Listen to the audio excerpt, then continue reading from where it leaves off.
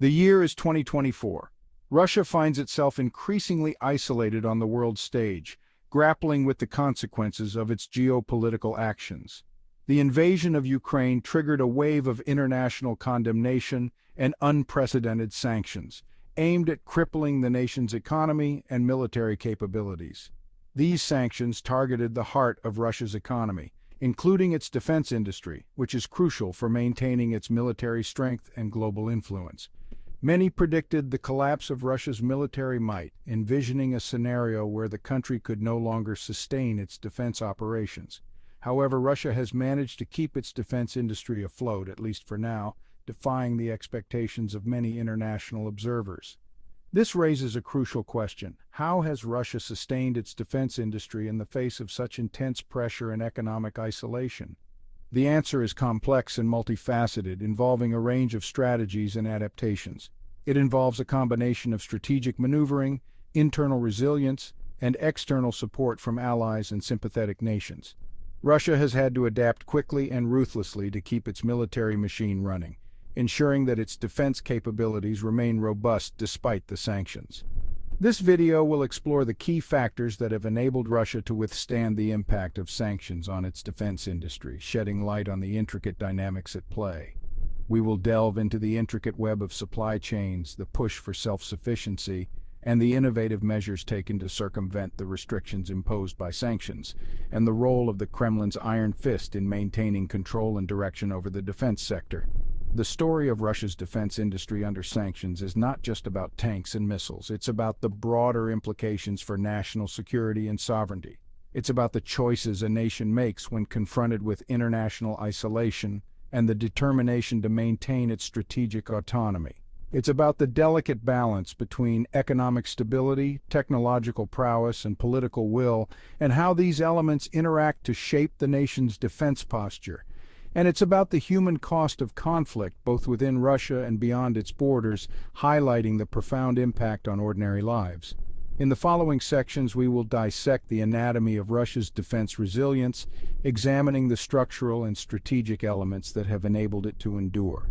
We will examine the strategies employed, the challenges faced by workers and policymakers, and the innovative solutions that have been developed to overcome these obstacles, and the potential consequences for Russia and the world, considering the broader geopolitical ramifications of a resilient Russian defense industry. This is not just a story about Russia's past and present.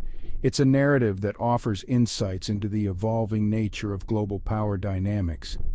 It's about understanding the forces that will shape the future of warfare and global security, and how nations adapt to new challenges in an increasingly complex world. Before the war, Russia relied heavily on Western nations for key components used in its defense industry. These components were critical for maintaining the technological edge and operational readiness of its military forces. Semiconductors, microchips, and advanced technologies flowed from Europe and the United States. These high-tech components were integral to the development and maintenance of sophisticated weaponry and defense systems. Sanctions brought this to a grinding halt, forcing Russia to scramble for alternatives.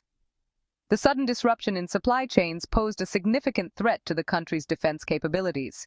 The Kremlin turned to countries willing to defy sanctions and continue doing business with Moscow. This shift required extensive diplomatic efforts and negotiations to secure new sources of critical components. China emerged as a crucial partner in this endeavor. The two nations found common ground in their geopolitical interests and mutual opposition to Western influence.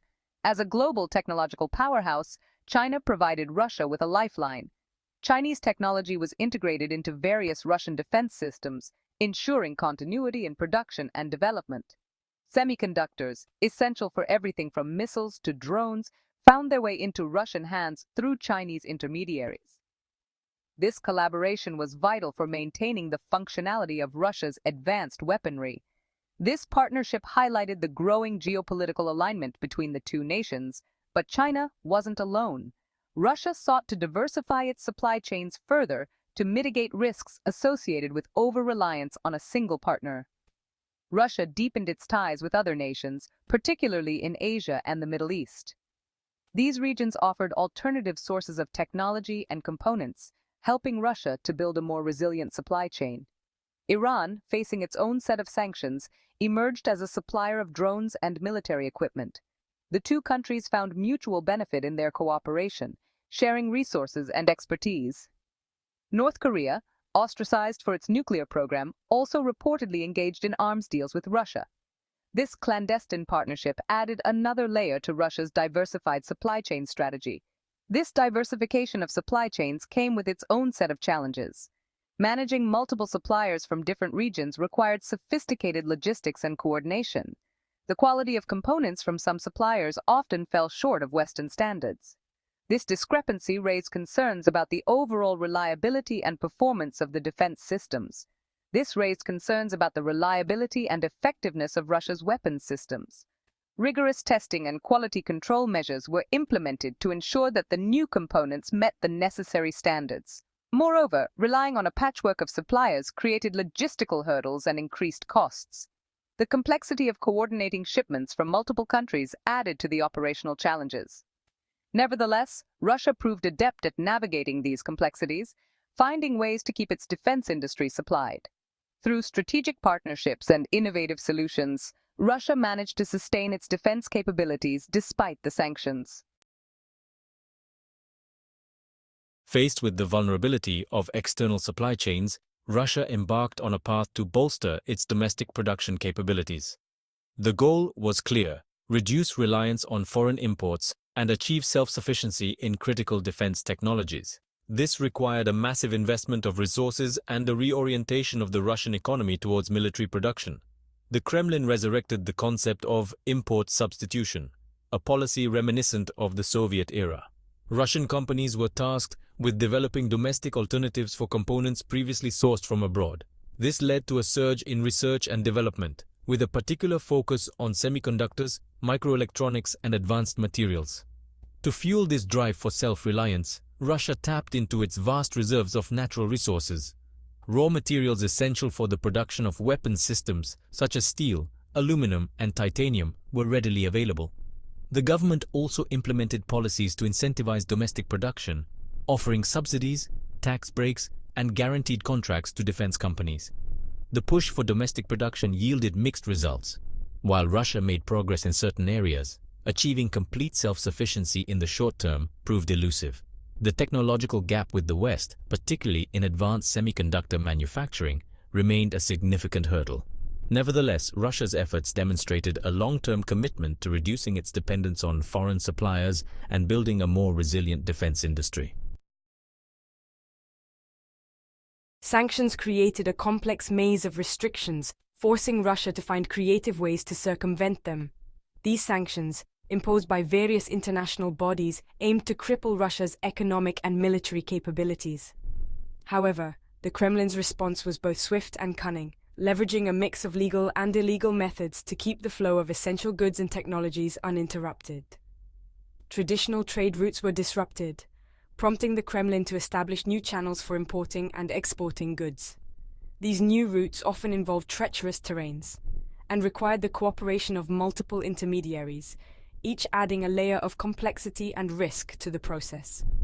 This involved forging alliances with countries willing to turn a blind eye to sanctions and exploit loopholes in international law. Nations with strategic interests or those seeking economic benefits were more than willing to engage in these covert operations, creating a network of complicit states. One strategy involved rerouting trade through intermediary countries. These countries acted as buffers, masking the true origin and destination of the goods, thereby evading direct scrutiny from international watchdogs. Goods destined for Russia would be shipped to nations with less stringent export controls, such as Turkey, Kazakhstan, or Armenia.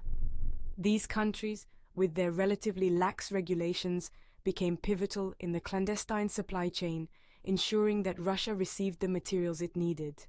These goods would then be re-exported to Russia, often disguised as civilian products or using forged documentation. The use of falsified paperwork and mislabeling of goods was a common tactic, making it difficult for authorities to trace the true nature of the shipments. The shadowy world of the grey market also played a significant role.